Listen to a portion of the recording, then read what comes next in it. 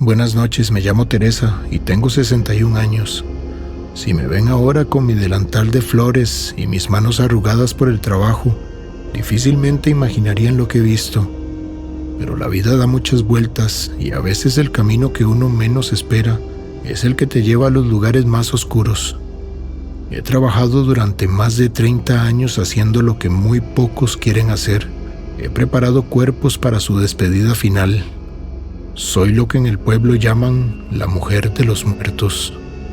Y aunque suene extraño, siempre he sentido que ese es mi llamado, mi forma de servir a los demás en el momento más difícil de sus vidas. Pero hay una historia que nunca he contado, una historia que guardé para mí durante décadas porque no sabía si alguien me creería. Pero hoy, sintiendo que el tiempo se me va y que el peso de ese secreto ya no lo puedo cargar sola, he decidido compartirla, porque hay cosas que una necesita soltar para poder descansar en paz. Todo comenzó hace 25 años, cuando el pueblo vivía en una de sus épocas más oscuras. En ese entonces yo ya llevaba más de 10 años haciendo este oficio. Mi madre me había enseñado el arte de preparar cuerpos, un conocimiento que pasaba de generación en generación en nuestra familia. Desde niña aprendí a respetar a los muertos, a verlos no como algo espantoso, sino como almas que merecían una despedida digna. Mi madre siempre decía: Teresa, los vivos mienten, pero los muertos siempre dicen la verdad. Si aprendes a escucharlos, te enseñarán cosas que nadie más puede contarte. Nunca entendí del todo lo que quería decir hasta aquel día.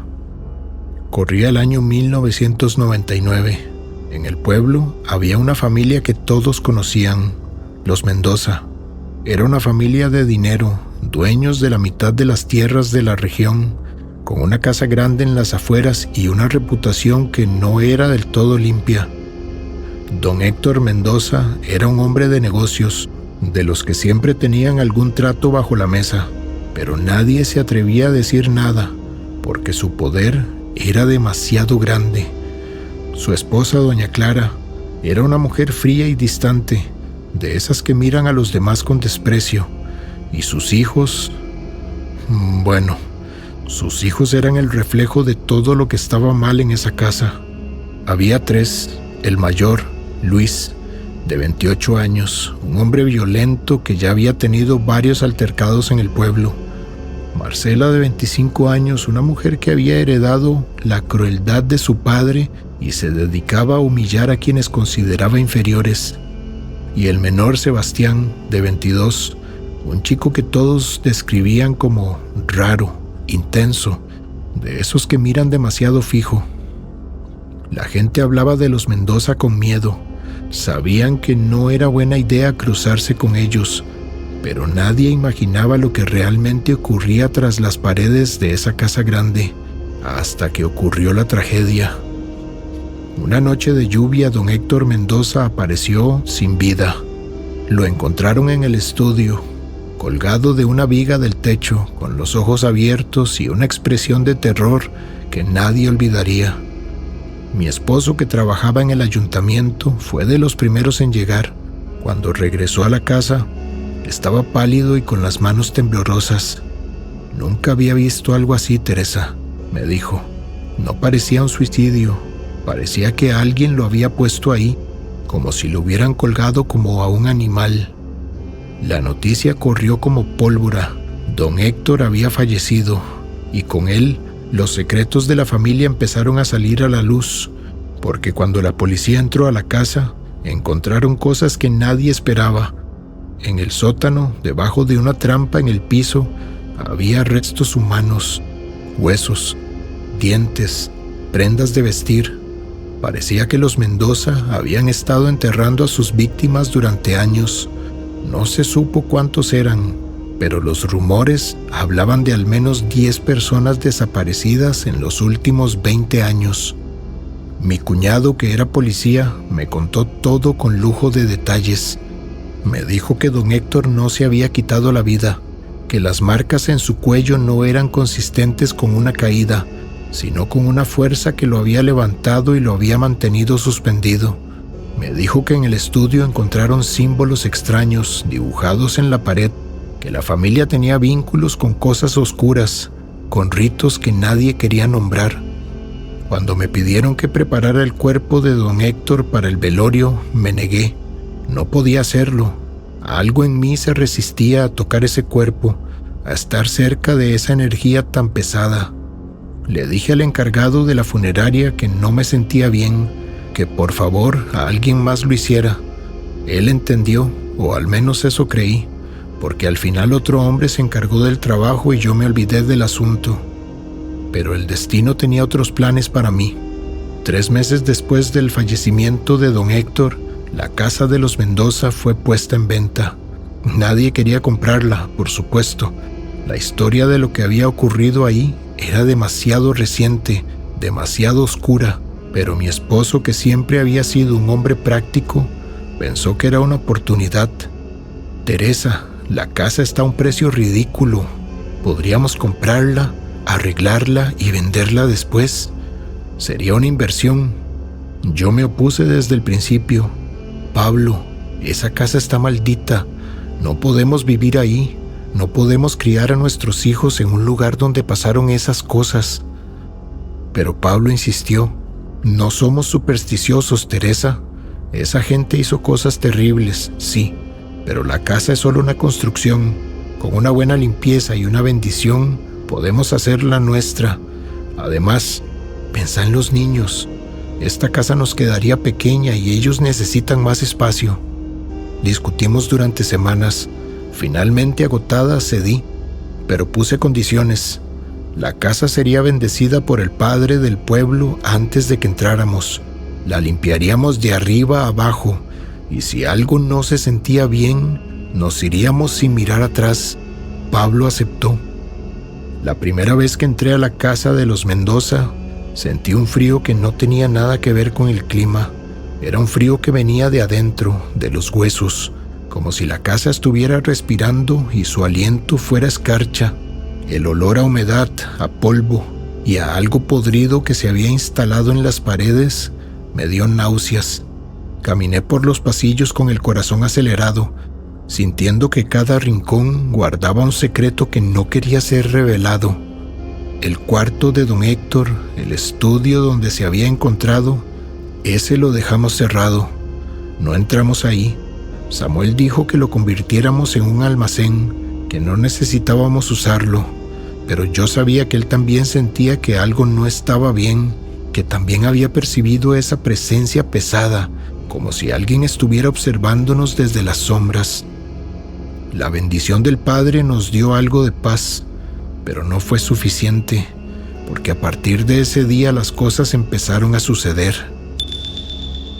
Primero fueron los ruidos, golpes en las paredes, pasos en los techos y puertas que se abrían solas.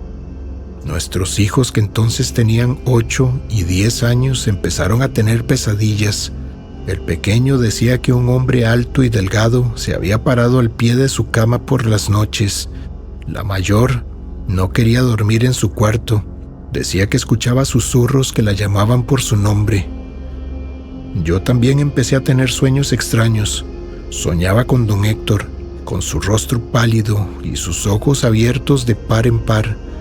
En los sueños, él me miraba fijamente y movía los labios sin emitir sonido.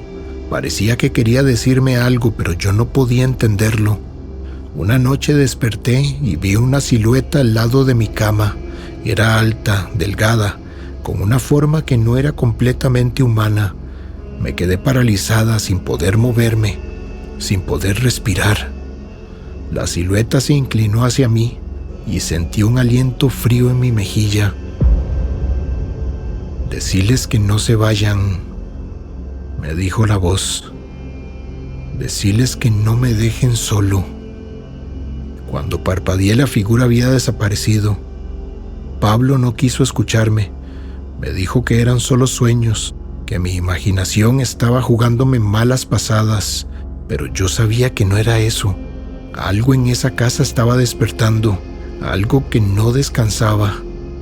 Fue entonces cuando la familia de don Héctor empezó a tener problemas. Primero fue la hija mayor. La encontraron sin vida en un departamento de la ciudad, con el rostro desfigurado y las manos ensangrentadas. La policía dijo que fue un ataque de nervios, que se había lastimado a sí misma, pero yo sabía la verdad. Luego otro de los hijos, un mes después del fallecimiento de su hermana, apareció en una zanja al borde de la carretera, con el cuello roto y una expresión de pánico en el rostro. Y finalmente quedó el último hijo, el menor, el que siempre había sido el raro, el que la gente decía que miraba demasiado fijo. Una noche, ese muchacho llegó a mi puerta. Estaba demacrado, con los ojos hundidos y la piel gris. Me miró con una mezcla de miedo y desesperación. «Señora», me dijo con la voz temblando, «usted tiene que ayudarme. Ellos no me dejan en paz. Mi papá y mis hermanos me visitan todas las noches. Me dicen que tengo que pagar por lo que hicimos, que no puedo escapar de lo que sembramos». Le hice pasar, le ofrecí un café, pero él no podía estar quieto. Caminaba de un lado a otro frotándose las manos, mirando hacia atrás como si esperara que algo lo siguiera. «Lo que hicimos fue horrible», me dijo. «No puedo decirle todo, porque si se lo cuento usted también se va a manchar. Pero tengo que confesar, tengo que pedir perdón». Le dije que el perdón no llegaba de mi parte, que yo no era sacerdote, que necesitaba buscar ayuda espiritual, pero él negó con la cabeza. «Usted no entiende», dijo. «No es que yo quiera confesarme, es que ellos me obligan. Todas las noches, en sueños, me sacan de la cama y me llevan al sótano. Me hacen revivir lo que hicimos una y otra vez y no puedo escapar». Esa noche se quedó en mi casa. Dormí en el sillón de la sala con él en el cuarto de invitados y le prometí que al día siguiente iríamos a hablar con el padre, pero al amanecer, cuando fui a despertarlo, su cama estaba vacía. Lo encontraron en el sótano de mi casa, colgado de la misma viga que su padre, con los mismos ojos abiertos y la misma expresión de terror, como si algo lo hubiera llevado ahí y lo hubiera forzado a repetir el mismo acto que había iniciado la tragedia. La policía hizo las investigaciones de rigor, pero al final dictaminaron que fue un suicidio. Los hijos de esa familia estaban perturbados, dijeron. Era cuestión de tiempo para que algo así pasara, pero yo sabía que no era eso. Yo había visto la desesperación en los ojos de ese muchacho. Había escuchado el miedo en su voz. Él no quería morir. Estaba siendo perseguido por algo que no podía controlar. Después del fallecimiento de ese muchacho, decidí que ya no podía seguir viviendo en esa casa. Pablo, mi esposo, vio mi sufrimiento y accedió a que nos mudáramos. Vendimos la propiedad con todas las pérdidas que eso implicaba y nos fuimos a una casa más pequeña en el centro del pueblo. Pero la oscuridad no se quedó en esa casa, porque durante los siguientes años yo seguía teniendo sueños con don Héctor. En ellos, él seguía moviendo los labios, intentando decirme algo, y una noche finalmente entendí las palabras. «Teresa», decía, «ellos no saben lo que dejaron. Lo que está enterrado debajo del sótano, usted tiene que decírselo, tiene que decirles que vayan a buscarlo». Desperté con el corazón latiendo con fuerza. Supe entonces que lo que habían encontrado en el sótano de los Mendoza no eran solo restos humanos, había algo más, algo que la familia había protegido durante años y que ahora estaba esperando por ser descubierto. Le conté a Pablo y aunque al principio dudó, mi insistencia y mis noches de insomnio lo convencieron. Fuimos a las autoridades. Les contamos lo que yo había visto en sueños, lo que don Héctor me había dicho. No me creyeron, por supuesto, pero Pablo, que tenía amigos en el ayuntamiento, logró que alguien fuera a revisar la casa de los Mendoza. Lo que encontraron era peor de lo que me imaginaba. Debajo del sótano, en una cámara secreta, encontraron no solo restos humanos, sino también objetos de culto. Símbolos dibujados en las paredes, altares con velas negras, libros con anotaciones que nadie podía leer, y entre todo eso encontraron un diario, el diario de don Héctor Mendoza. En él, don Héctor explicaba cómo había hecho un pacto con algo oscuro, cómo había ofrecido vidas a cambio de poder, riqueza e influencia, y cómo al final había descubierto que el precio de ese pacto era su propia alma, que la oscuridad que había invocado no lo dejaría ir ni siquiera después de la muerte. El diario contaba cómo don Héctor había intentado escapar, cómo había buscado la forma de romper el pacto, pero siempre era demasiado tarde. La oscuridad reclamaba lo que le pertenecía y su familia pagaba por sus crímenes. Cuando la noticia salió a la luz, el pueblo entero se perturbó, porque no solo los Mendoza habían estado involucrados, había otros nombres, otros implicados, personas que ahora estaban siendo investigadas. El pacto oscuro que don Héctor había hecho había tocado a más de una familia. Los años pasaron y la casa de los Mendoza fue demolida. No quedó nada de ella, ni una piedra sobre otra, pero yo todavía siento que esa oscuridad no se ha ido del todo, que sigue ahí, en algún lugar, esperando encontrar una puerta por la que entrar. Hoy, cuando miro hacia atrás, sé que no puedo salvar a los Mendoza, pero sí pude liberar a las almas que estaban atrapadas en su sótano, y en el proceso también logré liberarme a mí misma. He guardado esta historia durante 25 años, pero el peso de los secretos era demasiado grande para una sola persona, y aunque esta historia termina con la casa de los Mendoza siendo demolida, sé que no es el final, porque hay oscuridades que no se destruyen con martillos y excavadoras. Hay oscuridades que solo se disipan cuando alguien tiene el valor de enfrentarlas. Gracias por haber escuchado mi historia. Que tengan una linda noche.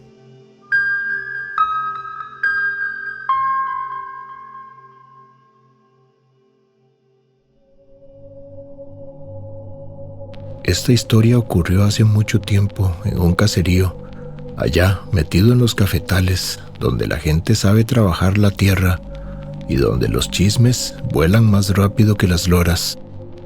Yo me acuerdo bien de ellos tres, Carla, María y Luis. Eran jóvenes cuando yo ya andaba en los 30. Luis era un muchacho trabajador. Desde los 15 años andaba con el machete al cinto, ayudando al papá con la venta del café. María era simpática. A todo el mundo le caía bien, porque siempre andaba de risitas. Y Carla, Carla era más callada, seria. Siempre estaba metida en sus pensamientos, tanto que a veces parecía que no estaba realmente ahí con uno.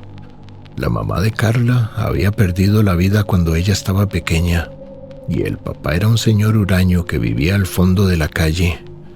Nadie en el pueblo sabía gran cosa de esa familia, salvo que no se metían con nadie. Carla y María eran inseparables. Desde la escuela andaban juntas para arriba y para abajo. Si usted veía a María comprando algo en la esquina, a los 3 metros venía Carla. Compartían todo: los cuadernos, el almuerzo, los secretos. María era la que hablaba por las dos, la que saludaba a todo el mundo, y Carla nada más caminaba a la par, sonriendo. Cuando cumplieron los 18 años, Luis empezó a buscar a Carla. Fue un noviazgo de esos bonitos de antes. Luis pasaba por la casa de ella a las 5 de la tarde y se sentaban en la banca del corredor a tomar café con pan dulce. Hablaban durante horas de lo que iban a hacer cuando se casaran. Luis tenía un pequeño ahorro para comprar un solar cerca del centro y poner un taller de mecánica. Carla lo escuchaba con una ilusión que se le notaba en los ojos. A ella se le quitó lo seria. Andaba feliz. Y María, ella siempre estaba ahí. Como era la mejor amiga, pasaba metida en la casa de Carla. Acompañaba a la pareja a las fiestas de la plaza, se sentaba con ellos en la banca del corredor y hasta andaba siempre metida en todo. Nadie sospechó nada, ni el papá de Carla, ni los vecinos, ni la misma Carla. El enredo empezó un año después. Luis empezó a cambiar. Ya no pasaba todas las tardes por el corredor. Si llegaba, andaba ido, viendo el reloj, diciendo que tenía que ir a revisar un carro o a entregar un café. Carla no decía nada, pero uno que trabajaba en el centro se daba cuenta de las cosas. María tampoco llegaba tanto a la casa de la amiga. Decía que la mamá andaba enferma, que tenía que quedarse haciendo los oficios, pero la verdad era otra. Un día ya entrada la noche, yo venía de dejar un encargo en el camión. Pasé por el trillo de los eucaliptos, un atajo oscuro que corta camino hacia la carretera principal, y los vi. Detrás de un árbol estaba el carro de Luis con las luces apagadas, y en el asiento del pasajero estaba María. No estaban hablando, se estaban besando con una desesperación horrible, como si llevaran meses aguantándose las ganas. A mí se me cayó la cara de vergüenza. Me seguí recto sin hacer ruido, pero pensé en Carla. Pensé en lo descarada que era la gente cuando se le mete la porquería en la cabeza. Carla no tardó en darse cuenta. Los pueblos son un infierno para guardar secretos. Una tarde Carla fue a buscar a Luis al taller sin avisar para llevarle el almuerzo, y los encontró en el cuarto del fondo, en donde guardaban los repuestos. No tuvo que adivinar nada, los vio con sus propios ojos. Me contaron los vecinos que Carla no peleó, no pegó gritos, no le tiró nada a María, no hizo el escándalo que cualquiera hubiera hecho. Nada más se le quedó viendo a la amiga a los ojos, una mirada helada, sin derramar una sola lágrima. María, con un total descaro, nada más se acomodó la blusa y le dijo: «De ahí, Carla, las cosas pasan.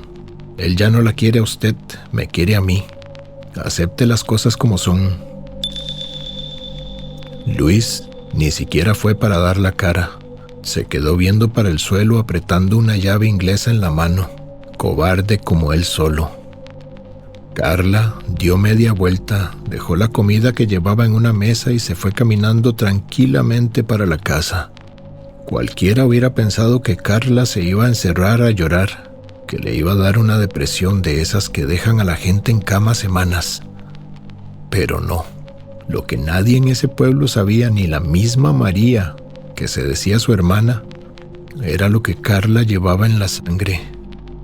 La mamá de Carla, la que falleció cuando ella era una niña, venía de una familia del lado oscuro, si se puede decir así. Gente de antes que conocía de entierros, de matas que no están en los libros, de oraciones que se rezan al revés a medianoche. La vieja le había enseñado a Carla todo desde que tenía 10 años, pero Carla nunca usó nada de eso. Era una muchacha buena y reservada, que tenía todos esos conocimientos guardados bajo llave. Hasta esa noche. El papá de Carla me contó meses después, ya cuando todo esto estaba consumado, que esa madrugada escuchó a la hija despierta, que se asomó a su cuarto y estaba sentada en el piso, con un círculo hecho por candelas, y tenía los ojos en blanco y no paraba de recitar oraciones extrañas, y además estaba quemando unas matas, pero nunca supo de qué eran. Carla no lloró ni un solo segundo. Sacó una caja de madera que su madre le había dejado. De adentro tomó frascos de vidrio, también tierra del cementerio. Buscó 2 prendas de ropa, una camisa que Luis había dejado en la casa de ella y un pañuelo de encaje que María le había prestado meses atrás. No buscó terminar con la vida de ninguno de los dos. Carla sabía que si eso pasaba, ellos no iban a sufrir de verdad. Ella quería otra cosa. A las 3 semanas, Luis y María anunciaron que se iban a casar. Todo fue rapidísimo, como para tapar la vergüenza. La mamá de María andaba como loca pidiendo fiado en los comercios para hacer la fiesta en el salón comunal. Carla no fue a la boda, por supuesto. Ese sábado de la fiesta, mientras todo el pueblo estaba en el salón tomando y bailando, Carla estaba sentada en el suelo de su cuarto con las prendas enterradas en una maceta de barro con espinas.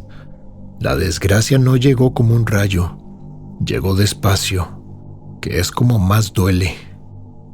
El mismo día de la boda, cuando Luis y María llegaron a la casa nueva que habían alquilado, empezó la tormenta.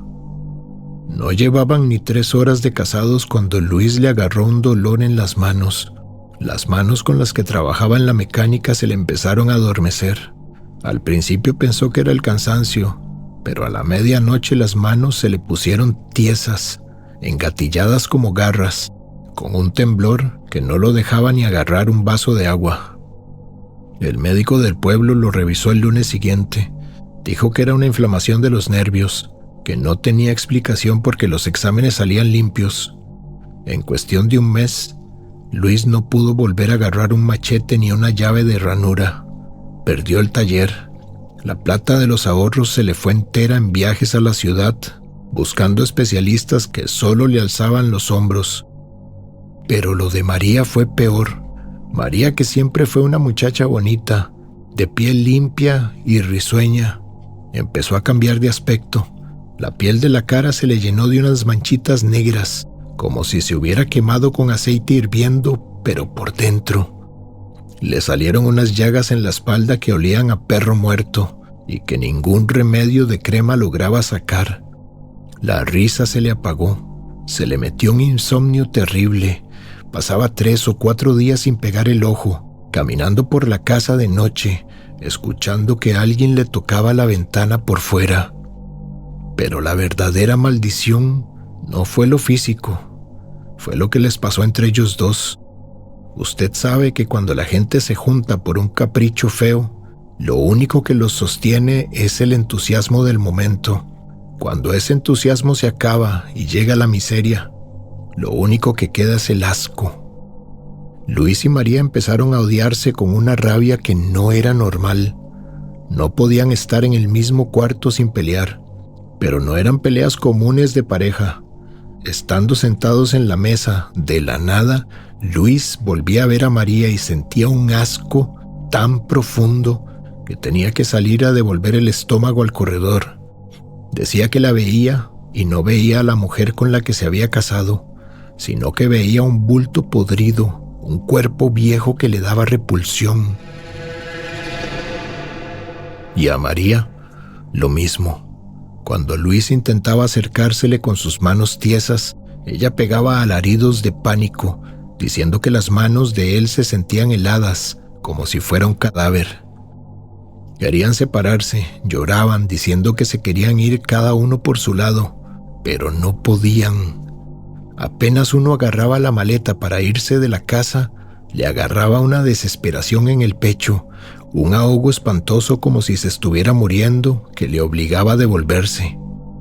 Estaban amarrados a vivir juntos en esa casa, comiéndose la miseria, sin poder soportar verse, pero sin poder alejarse ni 100 metros el uno del otro. Pasaron los meses. La casa de ellos se convirtió en un lugar oscuro por donde nadie quería pasar.